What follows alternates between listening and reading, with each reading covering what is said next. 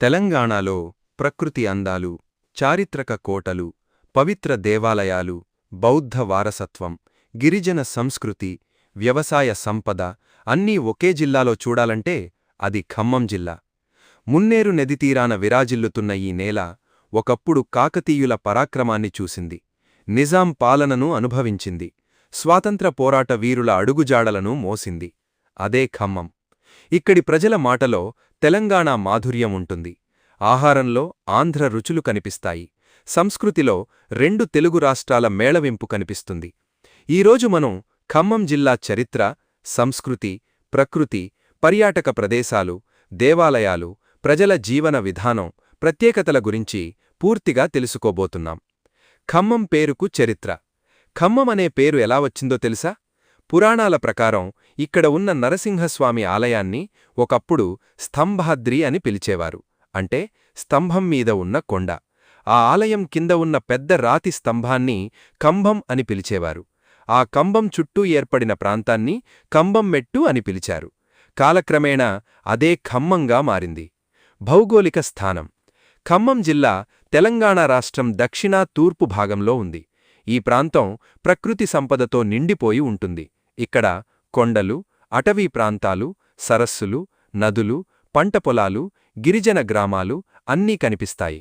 మున్నేరు నది ఈ జిల్లాకు ముఖ్యమైన జీవనాధారం. ఇది కృష్ణానదికి ఉపనది. ఖమ్మం జిల్లా చరిత్ర. ఖమ్మం చరిత్ర చాలా పురాతనమైనది. పాలియాలిథిక్ యుగం నుంచే ఇక్కడ మనుషుల నివాసం ఉన్నట్లు ఆధారాలు లభించాయి. వైరా, సత్తుపల్లి ప్రాంతాల్లో పురాతన శిలాచిత్రాలు కనుగొన్నారు. తరువాత బౌద్ధమతం ఈ ప్రాంతంలో విస్తరించింది. నెలకొండపల్లి దక్షిణ భారతదేశంలోనే ప్రముఖ బౌద్ధ కేంద్రంగా ఎదిగింది. ఇక్కడ బౌద్ధ విహారాలు, మహాస్తూపాలు, బుద్ధ విగ్రహాలు బయటపడ్డాయి. కాకతీయుల కాలం. కాకతీయుల పాలనలో ఖమ్మం మరింత అభివృద్ధి చెందింది. ఆ కాలంలో నిర్మించిన దేవాలయాలు, కోటలు ఈరోజుకీ నిలిచే ఉన్నాయి. ప్రత్యేకంగా ఖమ్మం కోట, కూసుమంచి శివాలయం కాకతీయుల శిల్పకళకు అద్భుత ఉదాహరణలు. ఖమ్మం కోట. ఖమ్మం నగరానికి హృదయం లాంటిది ఖమ్మం కోట. ఈ కోటను దాదాపు 1000 ఏళ్ల క్రితం నిర్మించినట్లు చెబుతారు. తరువాత కుతుబ్ షాహీలు, నిజాంలు దీన్ని మరింత అభివృద్ధి చేశారు.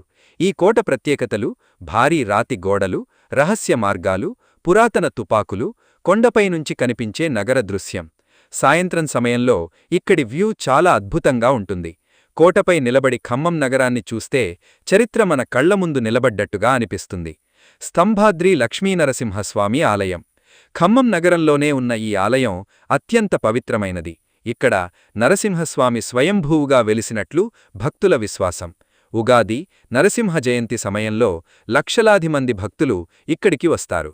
కొండపై ఉన్న ఈ ఆలయం నుంచి నగర దృశ్యం చాలా అందంగా కనిపిస్తుంది. జమలాపునం వెంకటేశ్వర స్వామి ఆలయం. ఈ ఆలయాన్ని తెలంగాణ తిరుపతి అని పిలుస్తారు. దాదాపు 1000 ఏళ్ల చరిత్ర కలిగిన ఈ ఆలయం భక్తులకు ఎంతో ప్రసిద్ధి. ప్రతి శనివారం వేలాది మంది భక్తులు ఇక్కడికి వస్తారు. ఇక్కడి వాతావరణం ప్రశాంతంగా ఉంటుంది. పచ్చని కొండల మధ్య ఉన్న ఈ ఆలయం భక్తిభావనను మరింత పెంచుతుంది. కూసుమంచి శివాలయం. కాకతీయుల కాలంలో నిర్మించిన ఈ ఆలయం శిల్పకళకు అద్భుత నిదర్శనం. ఇక్కడి భారీ శివలింగం ఎంతో ప్రసిద్ధి. ఆలయంలోని ప్రతి రాయి మీద కాకతీయుల కళాత్మకత కనిపిస్తుంది. మహాశివరాత్రి సందర్భంగా ఇక్కడ భారీ జాతర జరుగుతుంది. నెలకొండపల్లి బౌద్ధ వారసత్వం. ఖమ్మం నుంచి సుమారు 20 కిలోమీటర్ల దూరంలో ఉన్న నెలకొండపల్లి ఒకప్పుడు గొప్ప బౌద్ధ కేంద్రం.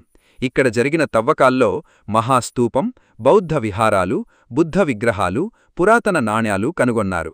చరిత్ర ప్రేమికులకు ఇది నిజమైన స్వర్గం. పాలేరు సరస్సు. ఖమ్మం జిల్లాలోని అత్యంత అందమైన ప్రదేశాల్లో పాలేరు ఒకటి. ఇది పెద్ద రిజర్వాయర్.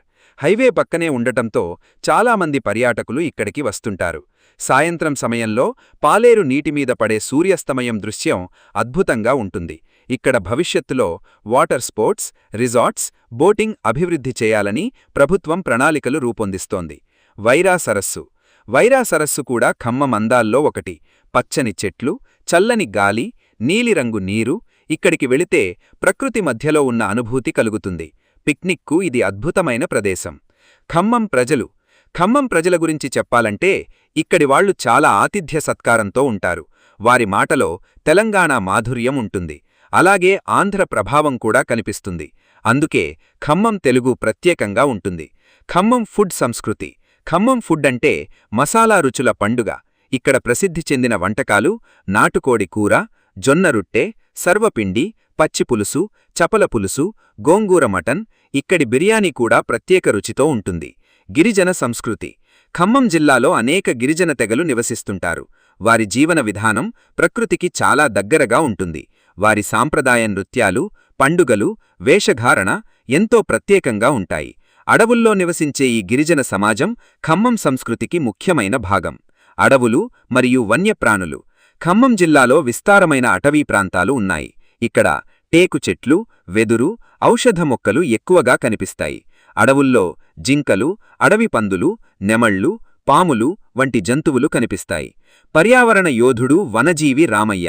ఖమ్మం జిల్లాకు చెందిన దారిపల్లి రామయ్య చెట్టు రామయ్యగా ప్రసిద్ధి చెందారు. తన జీవితాన్ని చెట్లు నాటడానికే అంకితం చేశారు. సైకిల్ మీద తిరుగుతూ లక్షలాది మొక్కలు నాటారు. ప్రకృతిని ప్రేమించే ప్రతి ఒక్కరికీ ఆయన ఒక స్ఫూర్తి. రవాణా మరియు అభివృద్ధి. ఖమ్మం ప్రస్తుతం వేగంగా అభివృద్ధి చెందుతోంది.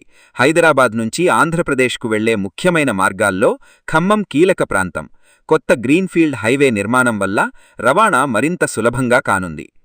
చరిత్రను మోసే కోటలు, భక్తిని పంచే దేవాలయాలు, ప్రకృతిని కాపాడే అడవులు, సంస్కృతిని నిలబెట్టే ప్రజలు ఇవన్నీ కలిసిన అద్భుత నేలే ఖమ్మం జిల్లా. మున్నేరు నది తీరాన విరాజిల్లుతున్న ఈ నేల కాలం మారినా తన ప్రత్యేకతను మాత్రం ఎప్పటికీ కోల్పోలేదు. కాకతీయుల వైభవం నుంచి ఆధునిక అభివృద్ధి వరకు ఖమ్మం ప్రతి అడుగులో ఒక కథ ఉంది. ఇక్కడి ఉదయాలు ప్రకృతి అందాలను చూపిస్తాయి. సాయంత్రాలు చరిత్ర జ్ఞాపకాలను గుర్తుచేస్తాయి. రాత్రులు ఈ నేల గొప్పతనాన్ని మనసుకు చేరుస్తాయి. ఖమ్మం కేవలం ఒక జిల్లా కాదు, ఇది తెలంగాణ సంస్కృతికి ఒక ప్రతిబింబం. ఇక్కడి ప్రజల ఆతిథ్యం, వారి ప్రేమ, వారి భాష, వారి సాంప్రదాయాలు ఎవరైనా ఒక్కసారి ఇక్కడికి వస్తే మళ్లీ మళ్లీ రావాలనిపించేలా చేస్తాయి. అందుకే ఖమ్మం తెలంగాణ గుండెల్లో ప్రత్యేక స్థానం సంపాదించింది. ఈ వీడియో మీకు నచ్చితే లైక్ చేయండి. మీ అభిప్రాయాన్ని కామెంట్లో తెలియచేయండి. ఇలాంటి మరిన్ని తెలంగాణ జిల్లా డాక్యుమెంటరీల కోసం మా ఛానల్ను సబ్స్క్రైబ్ చేసుకోవడం మర్చిపోవద్దు. మళ్లీ మరో అద్భుతమైన జిల్లా కథతో కలుద్దాం.